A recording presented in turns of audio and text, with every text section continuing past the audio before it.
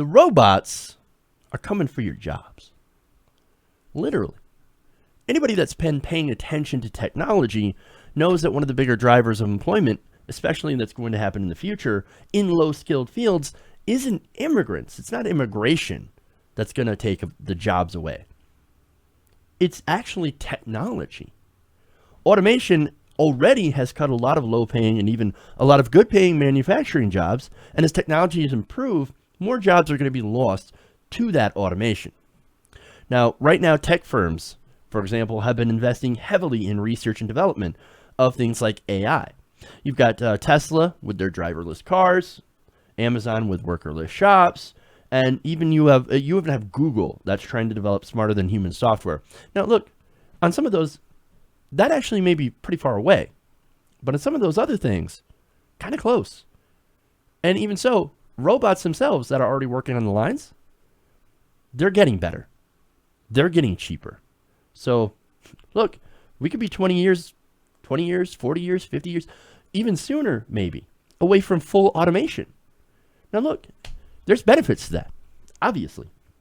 However, it also could be a bad thing. Now, I've said it before, and this was actually during a conversation with Benjamin Dixon. Now, you want to check that guy's show out on YouTube, Benjamin Dixon Show. Great guy, right? Now, I was talking to him about this, and I mentioned how automation, how I see two paths going forward once automation really starts to hit its peak. Now, number one is a bad path. It is not the good path, where automation kills a lot of jobs, and you end up with a permanent underclass of unskilled workers that are that end up being incredibly impoverished, living in crumbling cities with no hope of actually making a good life for themselves because the robots have all the jobs. There are no jobs, you're going to live in permanent poverty. Whereas on the other side of that, you've got rich people, a super rich class that controls all of the robots and all of the wealth. So that's not a good path. That's the bad situation. That's like dystopian Hunger Games shit. Number two is actually the good path, where we decide as a nation not to leave those workers behind. Now, how do we do that? Well, it's something called a universal basic income, or UBI, which is actually something that was once touted by conservative libertarian guy Milton Friedman. Weird enough. Even Milton Friedman's like, you know what? That's actually kind of a good idea. And I'm like, and that guy was like a super free market guy. So, strangely enough, even he supported it. Now, he had different reasons for supporting it. For example, like being able to get rid of other government welfare programs, less bureaucracy, less government. That fits into sort of the libertarian mindset, right? Now, on that, look, you can support a policy for bad reasons, a good policy for bad reasons, and I'm still okay with that. So there you go. Now, some people, speaking of support, in Silicon Valley are now talking about the possibility of a universal basic income or some sort of idea to be able to help people who are going to be replaced or displaced by robots.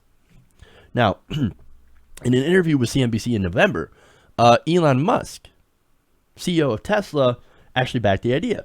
He said, quote, "There's a pretty good chance that we will end up with a universal basic income or something like that due to automation." Okay, well, he's just pointing out what a lot of people are seeing coming on the horizon. However, he backed it up later at the World Government Summit in Dubai, and he said that, quote, "A universal basic income is going to be necessary. We are going to have something like that, or bad things are going to happen." Now, Musk obviously is somebody who's saying that this is a necessary thing, but others in Silicon Valley aren't quite going to that level, but they are talking about this. Now, you have Mark Benioff, Chief Executive of Salesforce. Now, he had warned of creating of AI creating what is known as digital refugees. Now, at the World Economic Forum in Davos in January, Benioff said that there was no clear path forward on how to deal with the job displacement that will occur through automation.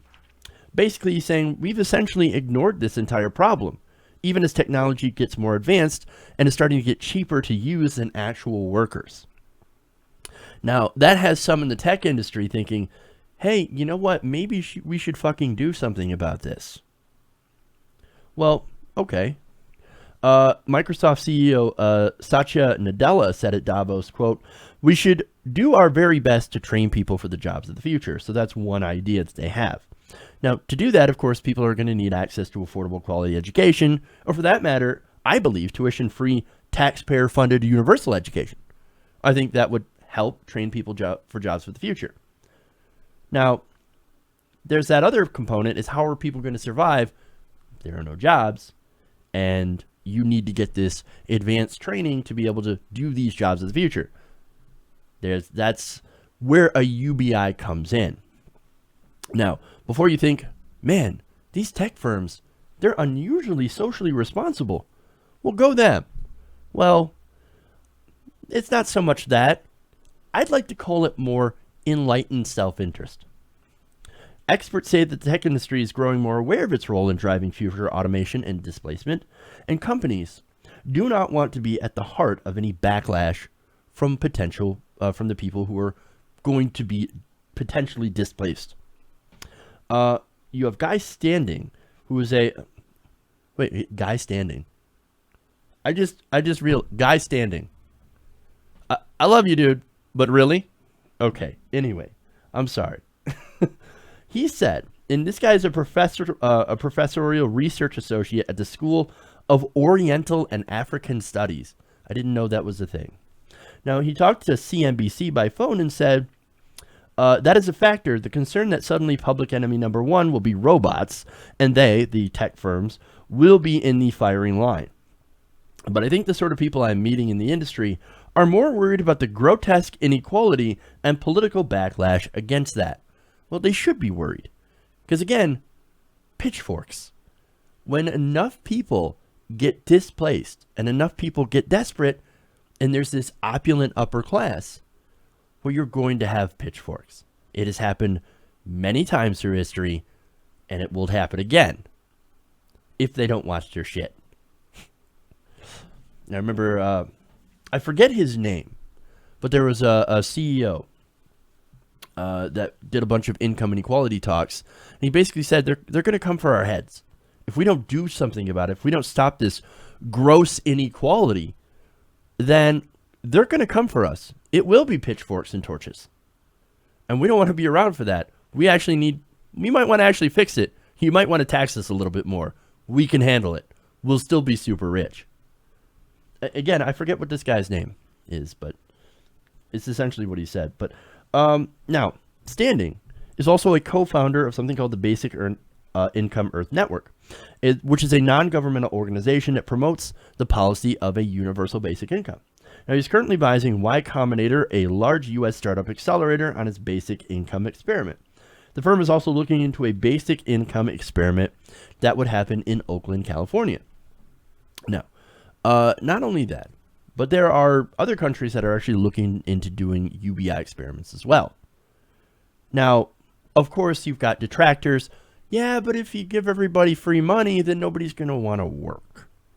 Well, look, maybe some people out there might be a little lazy. Sure, that's part of human nature. To say that nobody would just take that money and go, okay, well, I'm just not going to do anything. Human nature. Don't ignore human nature. However, remember that UBI sets a standard basic, a basic standard of living. Basically, enough to get yourself a home and make sure that you do not starve to death. You're not going to be buying iPhones and PlayStation 4s on a universal basic income. Again, that is just they give you barely enough to survive in these pilot programs. And I could see a program later on, if we were to ever implement one, that would cover just your basic needs. If you want to increase your standard of living, then you can go to school, you can get an education, and you can go to some of those higher paying jobs. And when automation takes over, when all those low paying jobs are done by robots, you're going to need something to survive on while you train for the jobs that robots cannot do.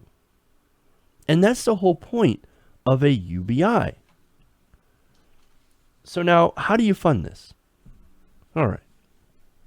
Well, right now, we're not exactly sure, but there's a few ideas. One of them was actually floated recently by Bill Gates, and he called it the robot tax. Now, in an interview with Quartz, he said if a human worker does $50,000 of work in a factory, that income is taxed. If a robot comes in to do the same thing, you'd think that we'd tax a robot at a similar level. Now, before conservative heads explode, remember, even with a robot tax, that robot's not getting paid in income. It's just what income that he would have made if it were a human working that job would end up being taxed. In the end, it still ends up being cheaper than hiring a human worker that would need health care and take sick days and isn't always as productive. And it's still, the whole thing would end up still being cheaper with a robot tax than it would hiring a human. Now, this is when technology gets very, very cheap. So I like that idea. Now, there's another one, another way to pay for a UBI, and it would be through something called a sovereign wealth fund. Basically, what they would do is that they would take a small 2 to 3% equity stake in all the publicly listed companies in the country and use that to earn money. Another idea that some CEOs are starting to turn towards is called basically taxing something called a super profits. And this is according to Mr. Standing. One major technology CEO Standing spoke to said that he was convinced that the industry would need to start making, quote, concessions in the form of letting the government tax more of their profits. Academics like Standing say that previous technological revolutions, workers are likely to be displaced, then retrained and get back into work. And in order to get to be able to let people get back to work and to retrain, you would have to have something like a UBI. And it would be necessary to give them support as they find new skills. And that's what this whole thing's about. Basically, you're making sure that people can survive and not starve while they're training for those better jobs of the future. And look, I think that UBI has to be part of a future economy as we continue to automate. And if we don't go that way, we're going to end up going down a very, very dark road that we do not want to go down. Hey everybody, thanks for watching this video. If you want to see more like this, please hit the subscribe button below. And if you want to support truly independent progressive media, please consider becoming a patron at patreon.com/TYTNation.